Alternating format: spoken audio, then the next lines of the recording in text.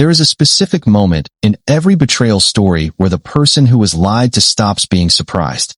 Not because the lying ends, but because they realize the lying was never the worst part. The worst part was always the people who watched it happen and said nothing.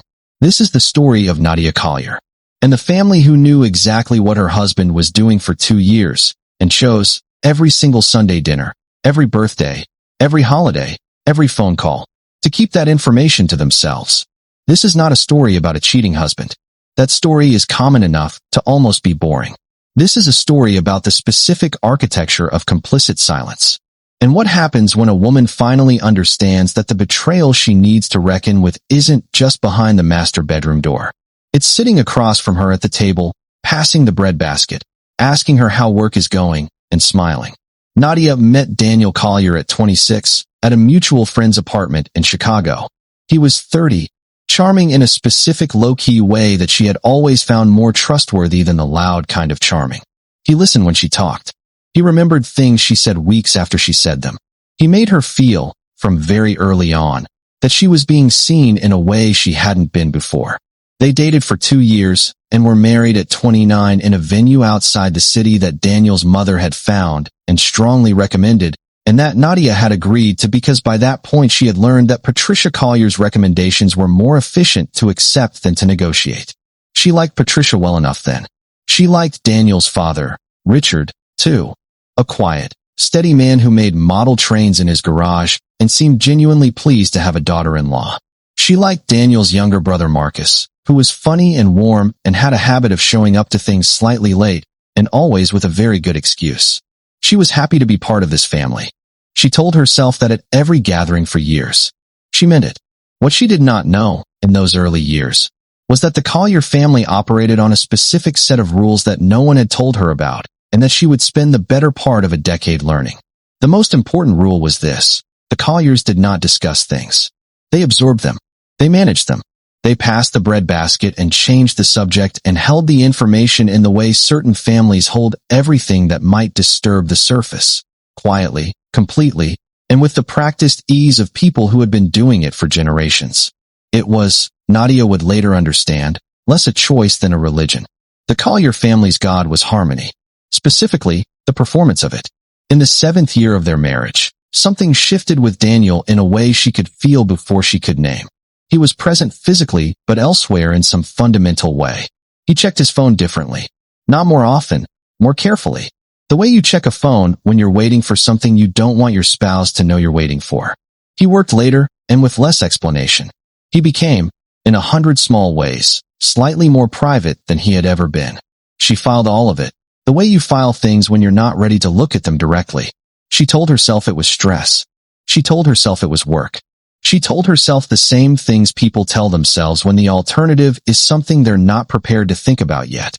The first sign that the Collier family knew something she didn't came from an unexpected direction. Daniel's brother Marcus, at a family barbecue in June, said something to her in passing that lodged in a way she couldn't explain. She had mentioned, casually, that she and Daniel were thinking of trying for a baby in the next year. Marcus had looked at her for just a fraction of a second too long before smiling and saying that sounded great. The look was nothing. The look was everything. She didn't know what to do with it, so she put it away with the other things she wasn't ready to look at yet.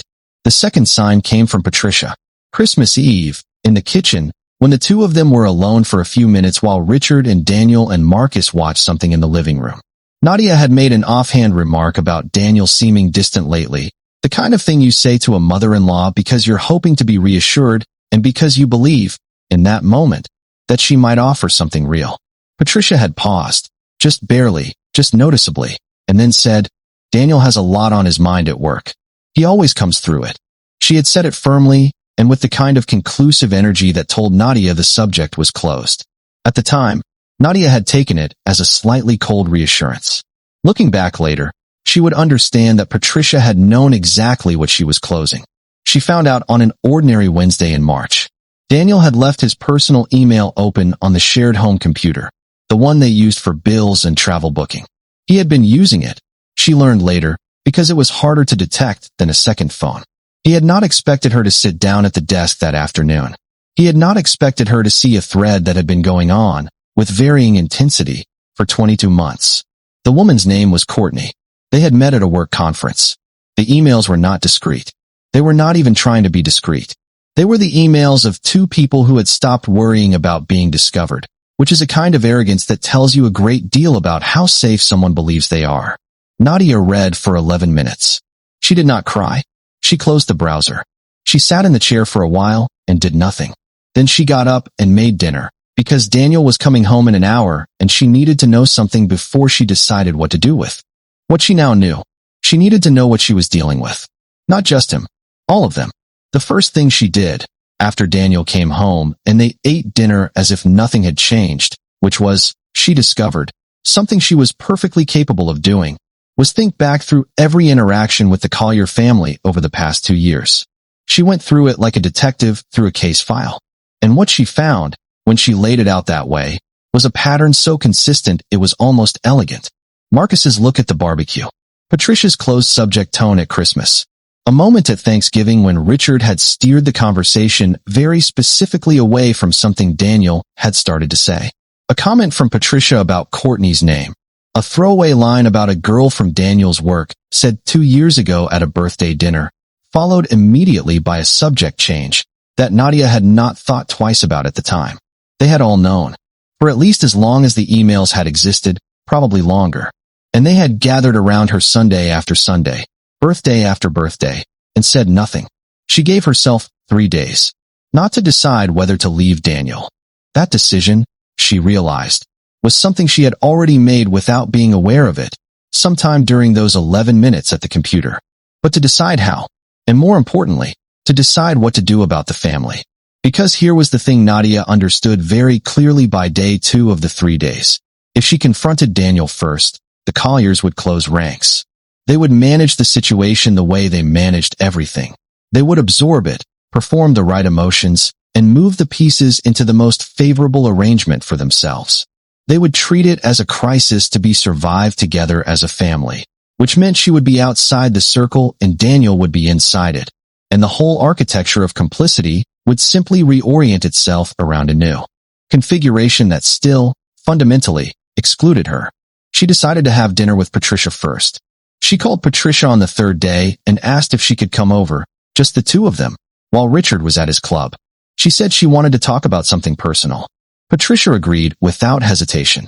In retrospect, Nadia thought Patricia might have suspected the call was coming eventually, and had been managing the anticipation of it the same way she managed everything else. They sat at Patricia's kitchen table with coffee. Nadia waited until Patricia had poured them both a cup and sat down. And then she asked, directly, calmly, and without any preamble, how long Patricia had known about Courtney. Patricia went completely still. It was the stillness of someone who had prepared for many versions of this moment, but not this exact one. She had prepared for denial, for careful navigation, for the language of managing. She had not prepared for Nadia to already know everything and to be simply asking for the timeline. Patricia said, "I don't know what you're talking about." Nadia said, "I've read the emails. I know who she is, I know when it started, and I know it's been going on for close to 2 years. I'm not asking you to confirm that. I'm asking how long you've known." There was a long silence. Patricia looked at her coffee, and then she said something that Nadia would remember for the rest of her life, because it was the most honest thing Patricia had ever said to her in 10 years. She said, "We didn't feel it was our place." We. She had said we. Not I. We. Nadia asked her to explain what that meant.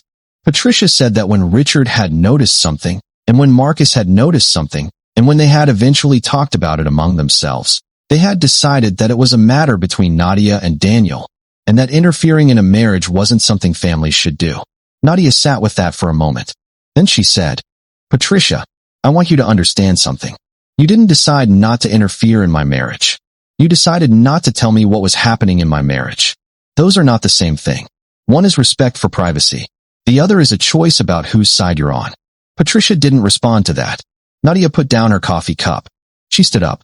She said she was going to talk to Daniel that evening, and that she was going to be moving out within the week, and that she wanted Patricia to know before it happened, so that there was no confusion about where Nadia stood with all of them.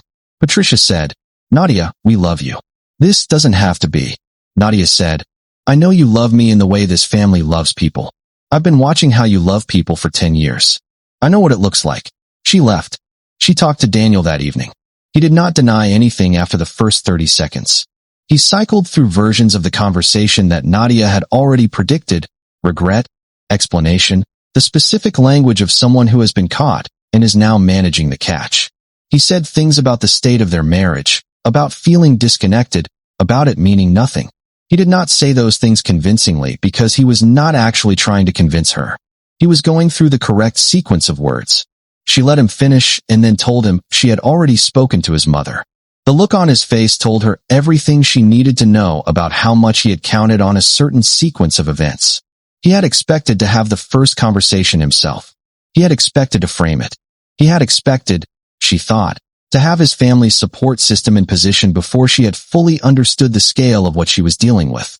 She had removed that option before he knew it was on the table. She moved out 11 days later.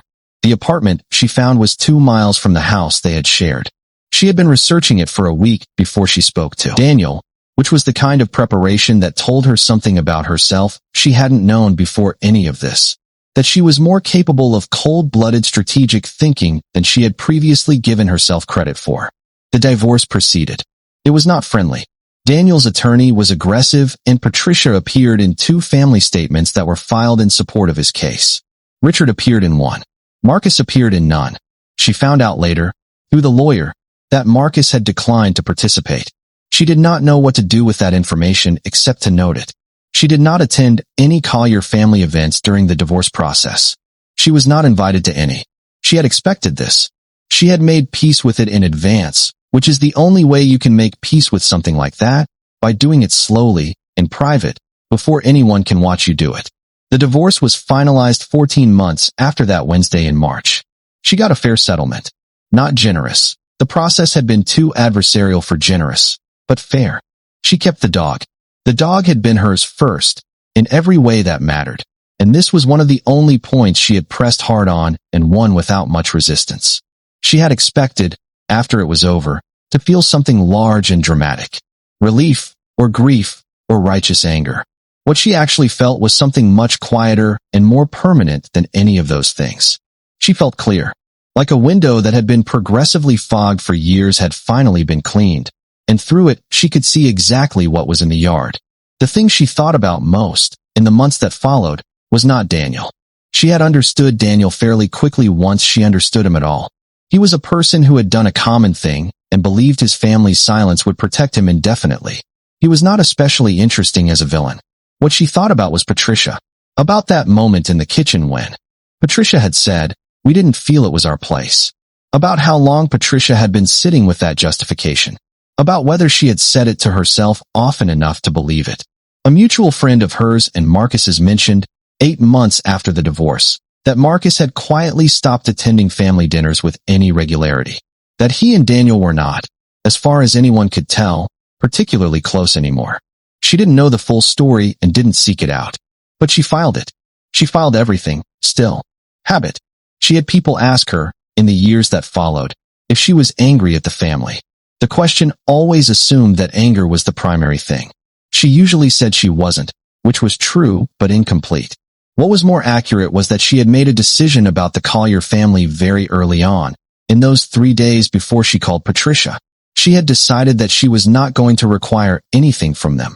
Not an apology, not an explanation, not a reckoning. She had decided that the accounting she needed to do was only with herself, and that anything the family did or felt or offered was no longer relevant to that accounting. She didn't need them to understand what they had done. She understood it. That was enough. She remarried at 39. A man named Theo who was, in almost every measurable way, the opposite of a family secret. He said things directly. He introduced her to his family, and his family said things directly too, in the slightly blunt way of people who had never learned that information could be used as currency. She found this, initially, startling. She adjusted quickly. She thought, meeting his mother for the first time over a very direct conversation about very ordinary things, that this was what a table was supposed to feel like. Not performance. Not management. Just people, eating, saying what was actually on their minds. She had a daughter at 41, named her something she had chosen before she met Theo, that she had kept in the back of her mind for years without knowing why. A name that had nothing to do with any Collier tradition. A name entirely her own. There is a thing that sometimes happens after a betrayal of this particular kind, where the original wound, the husband, the affair, the conventional story, fades into the background over time. And what remains, sharp and precise and still occasionally clarifying in the way only certain kinds of pain can be, is the specific shape of who was in the room and what they chose. What Patricia chose. What Richard chose. What Daniel's family chose to do, Sunday after Sunday, at the table where they passed the bread basket and asked Nadia how work was going. She didn't hate them for it. She had decided, carefully and on purpose, not to. Hatred would have meant she was still at their table, still waiting for something from them. She was not at their table. She had not been at their table for a long time, and she would not be returning to it. Some things, once understood, cannot be made smaller again. The silence of a family who knew, who sat across from her for 2 years and knew, was one of those things. Not a wound anymore. Not an anger. Just a fact she carried cleanly, the way you carry things you have finished grieving. She knew what she knew. She had chosen accordingly. And every morning, in the house she shared with Theo and their daughter, she set the table herself, with the uncomplicated ease of someone who had finally learned the difference between a family that loved you and a family that managed you. The difference, it turned out, was simple. You could feel it in the breadbasket. You could feel it in every conversation where someone said a true thing without first calculating the cost. She could feel it now, every single morning. And it was, she thought, exactly enough.